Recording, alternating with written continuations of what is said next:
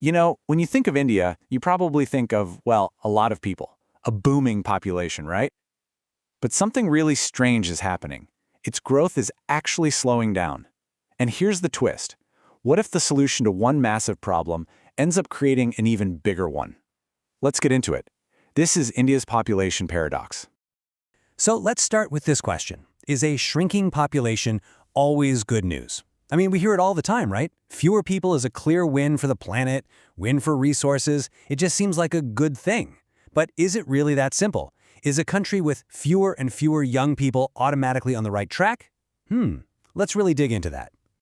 All right, so here's the big story, the headline that's kicking this whole conversation off. India's total fertility rate is falling. So what does that mean? Well, simply put, women are having fewer kids. Now, for a country that has been wrestling with massive population growth for decades, this is a seismic shift. And on the surface, this looks like amazing news.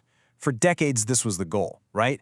It's a huge checkmark for environmental sustainability. It's a massive relief when you think about managing resources like water and food.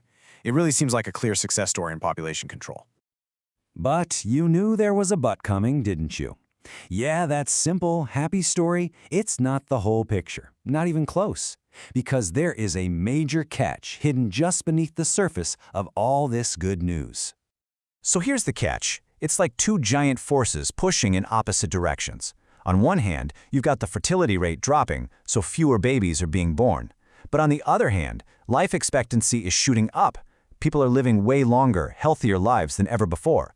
So you've got this situation where fewer young people are coming into the picture. At the exact same time, the older generation is sticking around for much longer.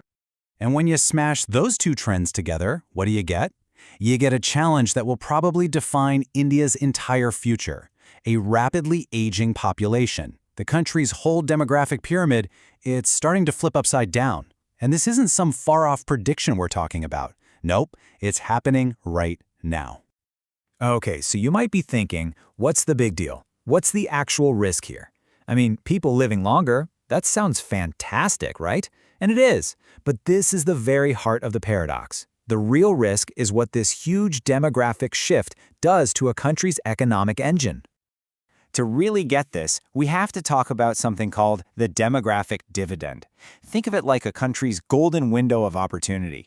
It's that sweet spot in its history where you have the most people working, saving, and innovating, with fewer dependents, kids and retirees, to support. This dividend is the rocket fuel that can launch a country into economic superstardom. And for years, India has been banking on it. And this is the demographic dilemma. With fewer young people, you're looking at a shrinking workforce, and that threatens to slam that demographic dividend window shut. At the very same time, you have a growing elderly population that needs more support systems like healthcare and pensions. And here's the ultimate irony. All of this could happen while India is still struggling to create enough jobs for the young people it has right now. It just goes to show you, doesn't it? A simple headline like fertility rate declines never tells the full story. As one of our sources puts it, we do need to think on a broader framework whensoever we are dealing with such issues. Basically, you have to look past the obvious to see how all these different pieces of the puzzle are connected. Which brings us to the final critical question. This demographic shift is undeniable. The challenge is very, very real. So how can India transform what looks like an economic burden, an aging population, into its next great opportunity? That's the billion-person puzzle for the decades ahead.